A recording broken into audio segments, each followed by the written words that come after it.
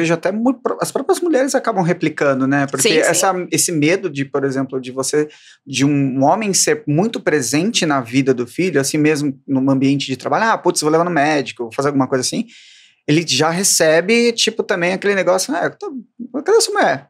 Sabe, esse tipo de coisa, tipo de julgamento que acontece. A esposa não vai levar a criança no médico? Nossa, como assim? Que mulher horrível. Até no médico. Até o médico. Que mãe negligente. Exatamente. A mãe não é o pai que é o bom pai, é a mãe que é negligente. Pelo amor de Deus, gente. Mas até aproveitando um pouco... e o pai não tá sendo bom pai, tá? Ele só tá fazendo o papel dele. Não, mas tá sendo um bom pai, ele é um pai. E aí, ele é presente, né? Presente. Às vezes não acontece. E a Beca falou sobre isso, né? Sobre os processos seletivos, os processos seletivos que acontecem, né? Como é que as empresas... E aí, Kel, como é que a gente faz isso durante os processos? quando existe essa situação já, sei lá, no brief do cliente? Olha, são dois caminhos, tá? Pode ser que seja a fórmula mágica, mas ela precisa ser muito colocada diariamente. Mas assim, naturalmente na MetaRH, eu vou falar primeiro internamente, tá? Tá bom. O nosso time, ele não pratica perguntas que sejam perguntas pessoais. E isso veio do movimento de transformação. Então, quando eu vou fazer uma entrevista com qualquer pessoa, eu não pergunto para ela idade, eu não pergunto para ela onde ela mora, eu não pergunto nada, gente, que possa ser um processo, né, discriminatório. Se ela é casada, se ele é casado, se tem filhos, a gente não pergunta. Claro, a gente precisa entender sim onde aquela pessoa reside, mas na região. Zona Sul, Zona Leste, por uma questão, obviamente, de deslocamento. Mas a gente não faz. Então, isso, para nós, hoje é muito natural. E quando a gente vai para os briefings com os clientes, ele fala, né, poxa, olha, eu preciso saber se a pessoa é casada, enfim, a gente traz um posicionamento muito leve, mas muito firme, né, mostrando para os nossos clientes quais são os valores da MetaRH. Então a gente está falando de respeito, e dentro do respeito, eu acredito que a diversidade e a inclusão, ela precisa ser colocada ali como algo essencial, e a gente traz para eles também dados de mercado. Então a gente vai muito num papel consultivo.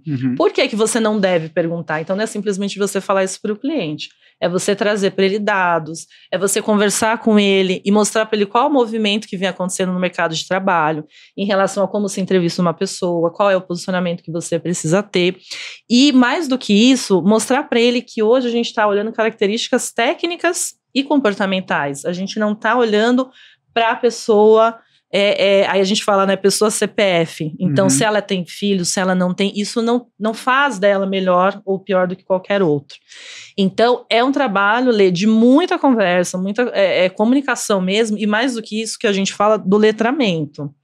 Porque a grande maioria dos clientes, não só da MetaRH, até trocando com colegas de mercado que trabalham em outras empresas, realmente diversidade e inclusão ainda é um assunto muito novo.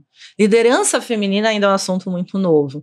Então, a gente não pode partir do princípio que aquele cliente sabe tudo. Então, por isso a importância de você ir muito embasado, com bastante conversa, comunicação, e nada melhor do que o exemplo. Então, a gente sempre diz para ele, olha, podemos fazer assim? A gente tá, né, somos especialistas, confia. Então, é um processo que a gente vai mudando aos poucos.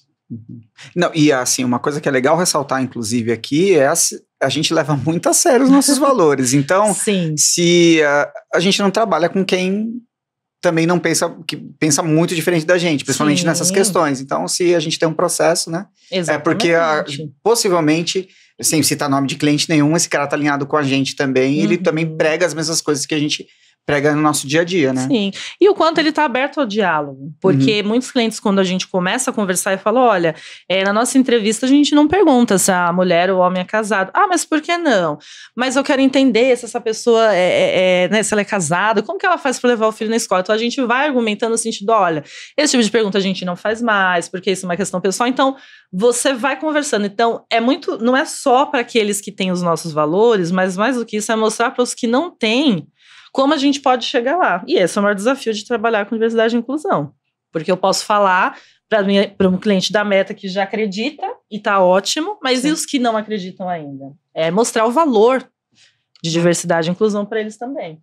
E nisso, o jurídico da MetaRH trabalha muito em parceria com o a recrutamento Dani e seleção, para a gente nossa parceira. também ensinar o cliente muitas vezes que aquilo não é só um problema de cultura, aquilo pode gerar depois um problema legal para ele lá na frente. Amor, vai aprender na dor, né? Que o brasileiro normalmente precisa desse empurrãozinho, né? Que aquela forma de pensamento dele, de gestão, já não faz mais sentido. Isso pode depois trazer um problema de discriminação para ele lá na frente, entendeu? Então, são assuntos muito sérios.